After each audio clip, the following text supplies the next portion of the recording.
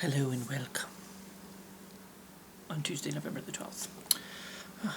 Yes, I got home, it was about 3 o'clock. 3 o'clock, so I didn't stay all the way. And it was, I just kind of stayed and did a little bit of cleanup while they went to lunch a little bit late, and they were waiting for Gabe. He was in a meeting in his office, so they were waiting for him to get out of his meeting, because they had to go on a supply run. They had to go out to Lowe's. So I was like, you guys can just, drop me off when you go do your supply run, because they're needing more plywood and they're needing some more 2x4s and, stuff. So to finish building the shelves. So I was like, you guys can just drop me off whenever you go do that. But they were waiting to talk to Gabe about it first, and they were waiting for Gabe to get out of his meeting. So they just kind of continued on with what they could, building the shelves that they could with the supplies that were there. Waiting for Gabe to get done with his meeting, and Peter happened to catch him outside his office at one point, and Peter was telling him about it, and he's like, "Oh, wait till I'm done with my meeting, and then if we have time, we'll go out to Lowe's and pick the stuff up." So that's when Peter was like, "Do you want me to just take you home?" And I'm like, "Yeah, I guess so, whenever it's convenient." So about 3 o'clock-ish. So it wasn't, they were gonna do that like right after lunch, so that they'd have everything that they needed, and they could just finish it. But since they didn't have everything they needed,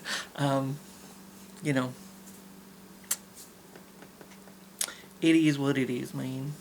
So yeah, it was supposed to be kind of like right after lunch sort of deal. They were gonna go do the supply run, and it didn't happen. So.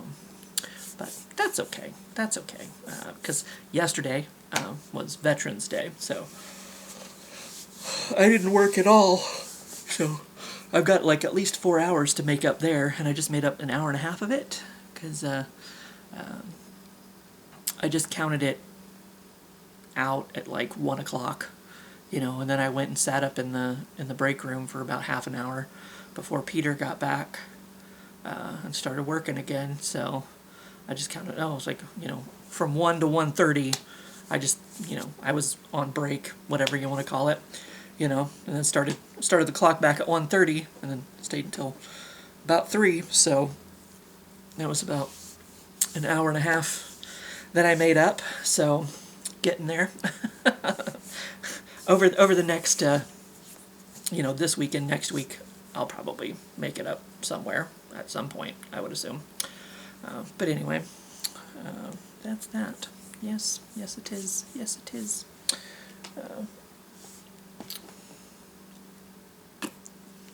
So anyway, let's find out. I have myself some Bombay potatoes in the microwave in there. Ugh. If I can last that long. It's not like I didn't just fucking sleep all weekend. And it's not like I didn't just have yesterday off and slept half the fucking day. I'm still sitting here yawning. Like, ridiculous. Ridiculous. But anyway, describe your sense of humor in one word. Twisted?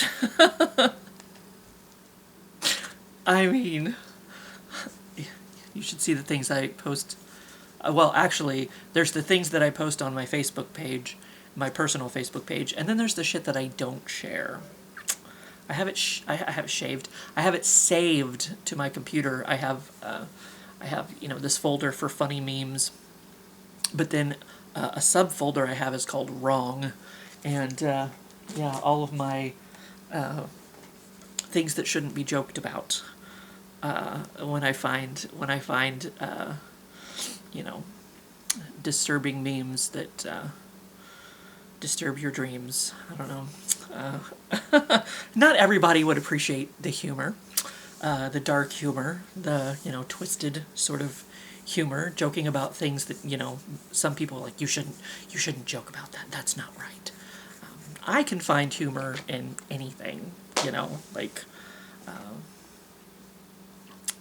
So there's things to be laughed at everywhere, as far as I'm concerned. So, but yes, so I mean, y'all have to put up with the same, dick jokes over and over and over again if you watch too many of my videos. But, like, sometimes I have a thought in my head and I'm like, we're not going to say that. I I keep the really bad stuff to myself.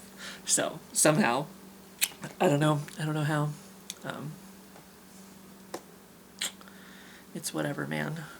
So twisted would probably be a good way to describe my humor. Plethora. I have a plethora of topics that I will laugh about, and in the right company, joke about. You know, it all depends on what people are comfortable with.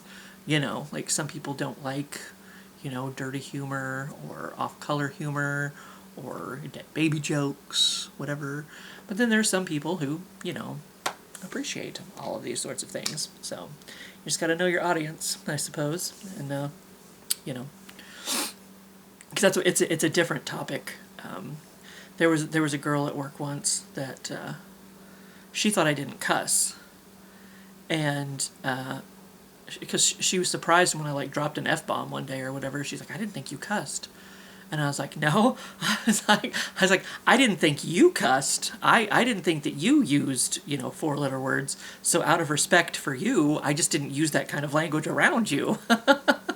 But she was like knocking them out, dropping all the fucks and the shits and the dams and the hells and the, like, oh, so she does talk like this. Okay, I didn't realize, but like I said, out of respect for her, I just assumed she didn't like that kind of language. I didn't think she appreciated that kind of language, so I just kept it to myself and, spoke that way around people who, I knew didn't mind.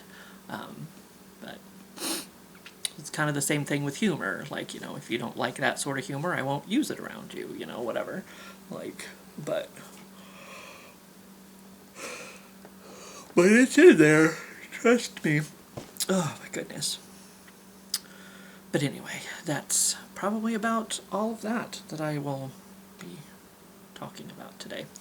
And I got to get my potatoes before I apparently doze off. So, here's this. Good day to you, and I shall see you for what I see you.